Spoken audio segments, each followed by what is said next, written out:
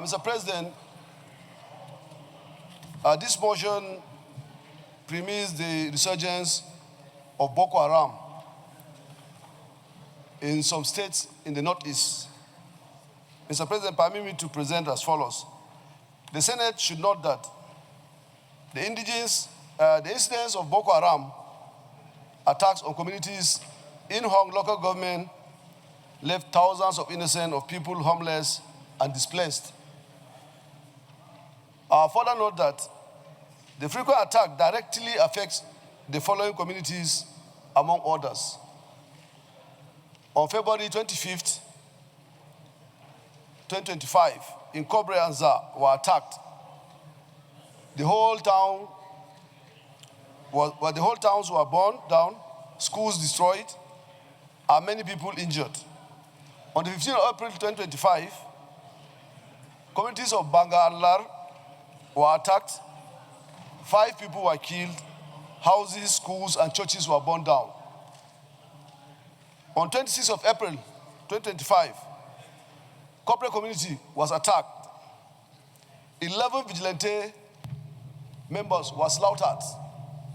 And senators should note that those vigilantes came to support the community all the way from Hawu local government in Borno State. They were slaughtered on that day. On the 16th of May, 2025, Kulda community in Garhawot of Hong local government was attacked. 16 people were killed. 90% of the houses, including place of worship, were burned down. On the same day, the community was also attacked in Gayawot in Hong local government. 6 people were killed. The entire town was burned down.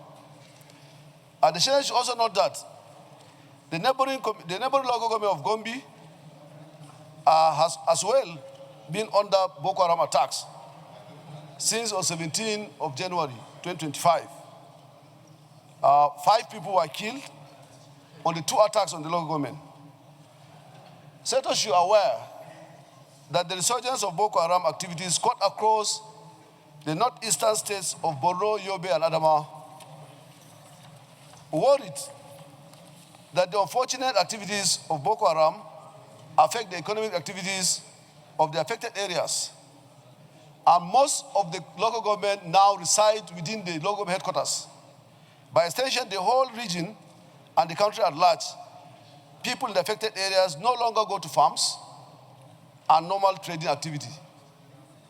The stop that if no proactive action taken, the Boko Haram insurgency is capable of spreading to wider communities in the north and beyond.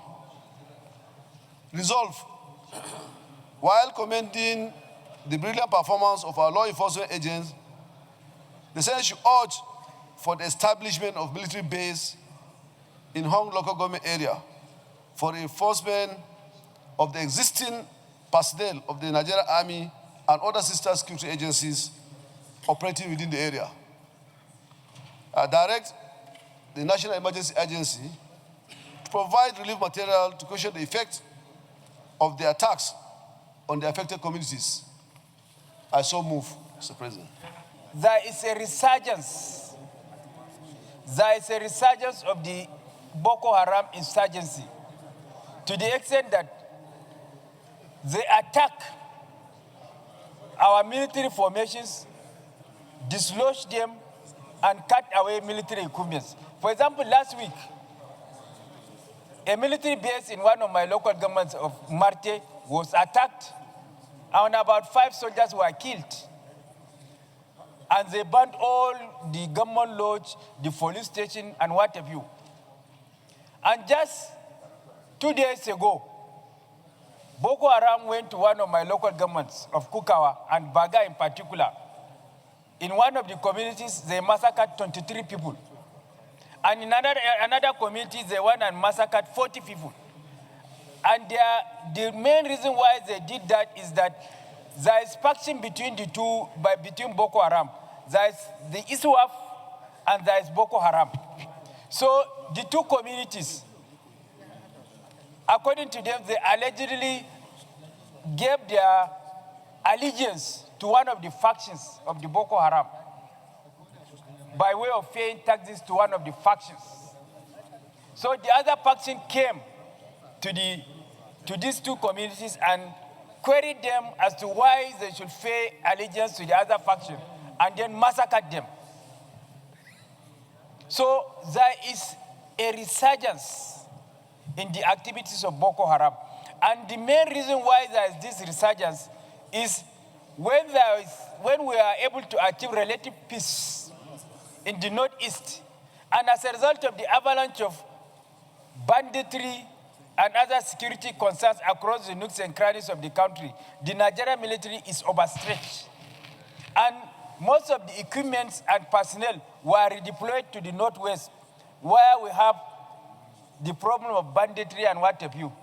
So the Boko Haram now took advantage of the vacuum created as a result of redeployment of military hardware and soldiers to the Northwest in order to fight banditry, to now start fighting, and that is what brought about the resurgence of Boko Haram now in the Northeast.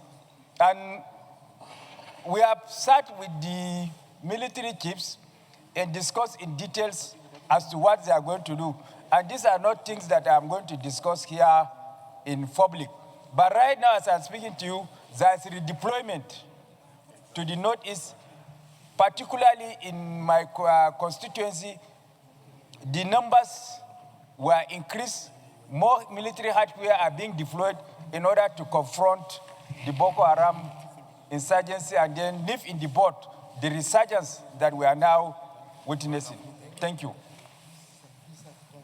From what the chief whip is, there must be continuous vigilance. Continuous vigilance, because like you said, anytime they fight abet and they think that the military has relaxed, then they will catch them unawares by sporadic attacks. And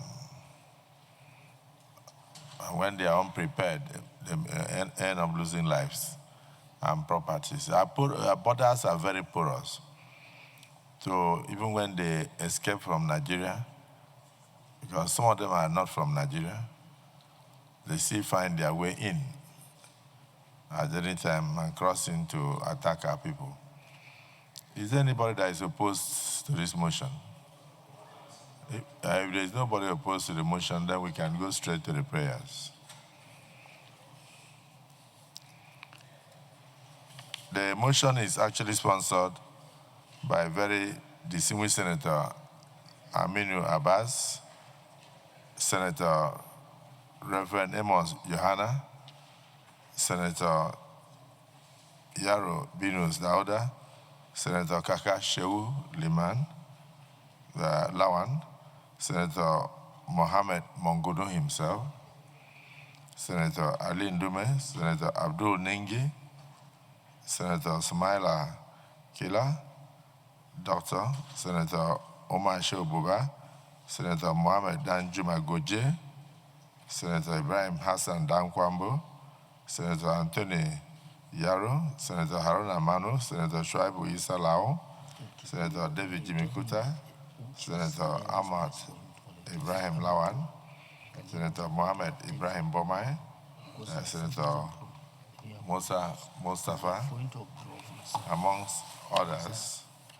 So quite unfortunately, a lot of lives were lost. And people are still losing their lives. And from what they are saying, it looks like some communities are still paying allegiance to one faction or the other of the Boko Haram. So the prayer one, while commending the brilliant performance of the law enforcement agents,